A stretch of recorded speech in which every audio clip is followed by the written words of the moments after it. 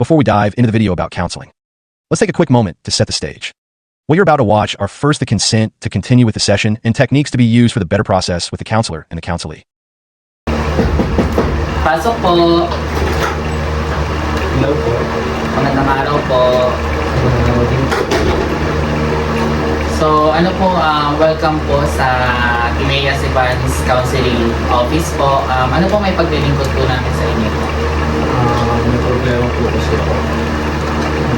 Sige po sir. So bago po tayo magsimula, narito po ang ating consent po kung saan nandito po nakalagay na lahat po ng ating mapapag-usapan ay confidential po. This will be your safe space po para po mag-share po ng kahit ano po na nandito po kami parang tulungan po namin kayo. Okay po. Maraming salamat. Kamusta po kayo? Ito po, still struggling with social anxiety, especially when I speak in public, and I just keep avoiding it. Thank you po for being open. So today po, we will work po several techniques kung paano po natin marireduce po yung fear nyo sa public and paano po natin ma-change po yung response nyo. And nandito rin po tayo para po mag-build po tayo ng confidence. Yun po. Okay po. Thank you so much for this. Ayun po, ngayon po ay simulan po natin na explore po kung ano po talaga yung problema. So, kailan nyo po ba nararanasan po yung kahirapan po ng pakikipag-usap po sa tao? Ano po yung mga kadalasang nararamdaman po ng inyong katawan kapag nandun na po kayo sa situation na parang takot at takot po kayo makipag-usap sa ibang tao or humarap po in public? Ayun nga po, medyo my heart races and my hands sweat. Yun po. Ano naman yung kadalasan mong ginagawa para mabawasan yung ganong feeling? Iniiwasan ko na lang po yung mga sitwasyon na gano'n. So exactly, avoidance brings short term for comfort, but it is threaten the fear in the long run. So ngayon po, dito po sa ating session po, we will break the therapy cycle of behavioral techniques. Kailangan ituturuan po natin ang inyong kung paano po kayo hahanap sa ibang tao. Aalisin po natin yung stigma ng mga takot niyo po na nararanasan. So, let's start po. Para po ma-reduce po and mag-respond po yung body niyo calmly. So first, let's do a deep breathing. Inhale, exhale, hold. So ngayon po, sisimulan po natin ituruan ang inyong katawan kung paano po tayo magre-respond sa harap ng ibang tao, kung paano po yung respond more calmly. So first, let's start po the inhale, hold, and exhale slowly. So, maaari po ba natin gawin yung inhale? O, kayo po, sabay po kayo inhale, exhale, inhale, exhale. Now, stay relaxed and imagine, mag-imagine po kayo ng nasa harap po kayo ng tao na nag-i-introduce po kayo sa inyong kaibigan. So, maaari nyo pa bang i-rate ang inyong nararamdaman from 1 to 10? Immediately. Okay, good. Just keep breathing. Inhale, hold, exhale, inhale, hold, exhale. So now, imagine naman, nakikipag-usap po kayo sa tatlong tao. Ano po ang nararamdaman niyo po? From rate 1 to 10 po. Yung nararamdaman ko is, I think that's a 5 now. Okay, magstay lang po tayo sa image po na while breathing. Inhale, exhale, inhale, exhale. Ngayon po, ano po yung nararamdaman niyo po sa ngayon? Ano pong in rate 1 to 10 po? It's down to 3 to 1. Perfect. So by pairing relaxation po with the fear of image, yung takot nyo po sa pagharap po sa tao, ngayon po yung brain po natin ay natututo sa situation na kung saan parang meron po tayong natatakot po tayo, na-overcome na po natin ngayon. Ipapakita ko naman po sa inyo yung mga breathing pattern kung paano po makikipag-usap sa tao po. For example po, hi, I am Ivan Labestre from Calaban City, Oriental, Mindoro. My hobbies are playing volleyball and playing online games. Can you try, maaari po ba kayo magbigay ng same style sa kagaya ng ginawa ko po? Introduce yourself, calmly po, ganun. Okay.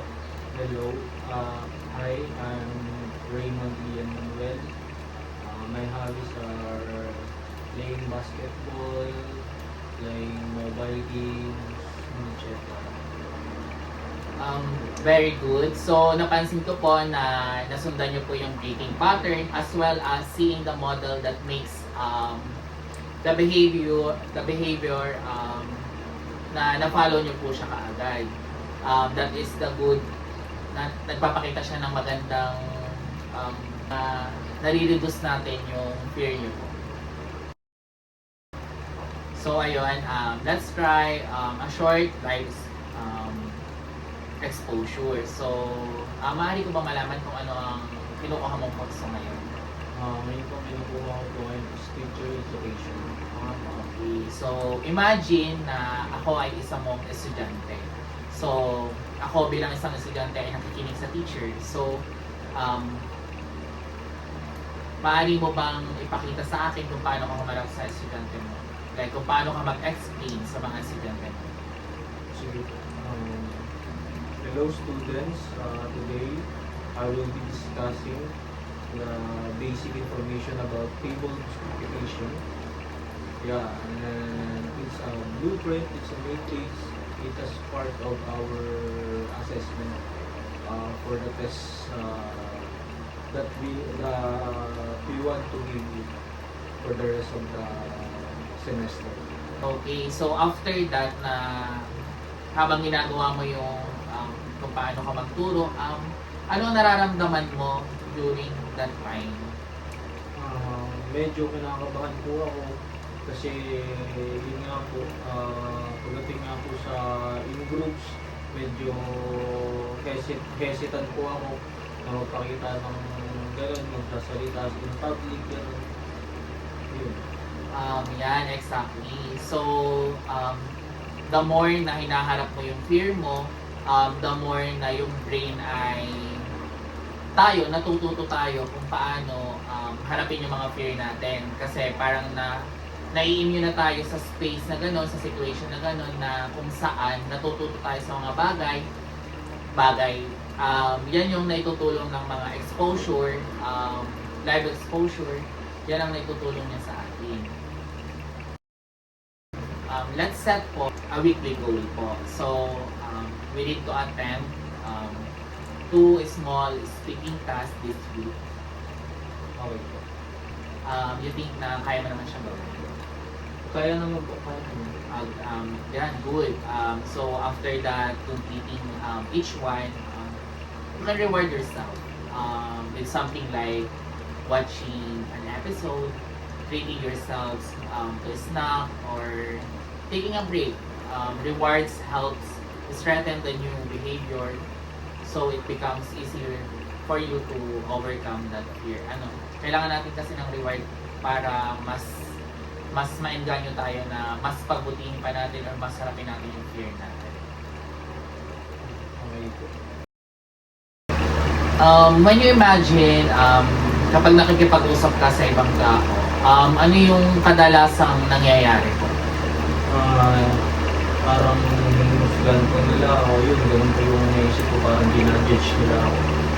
Okay, the thought is parang hinuhusgahan ka nila. Pero ano yung mga dun sa mga iniisip mo, ano yung sumusuporta na sa tingin mo na magpapatunay na hinuhusgahan ka? Wala naman pong specific na basihan, pero nararamdaman ko lang po siya. Pero ano yung mga agam-agam na nararanasan mo? Parang nagko-contradict sa'yo, paano mo naiisip yun? Meron bang senaryo? Na parang yung ibang tao, sinusuportahan ako, pero yung ibang tao parang hindi. Let's just create a balanced thought about that. Ang mga tao is like usually focus to the message, not just judging you, but kung paano mo i-improve yung sarili mo.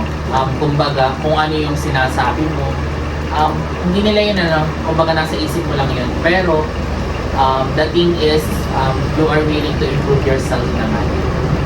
It is a step-by-step process. Kailangan lang natin ng time. Kailan tayo babangon and sisimulan ulit ang mga bagay-bagay.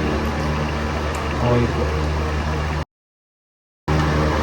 Okay, for this week, your homework is you need to do 2 small speaking tasks.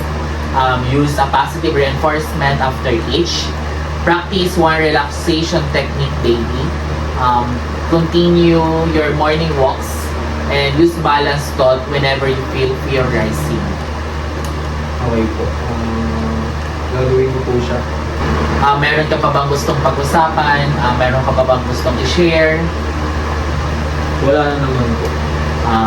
So yan, so that's all for today. Thank you for your cooperation and see you in another session. Maraming salamat din po.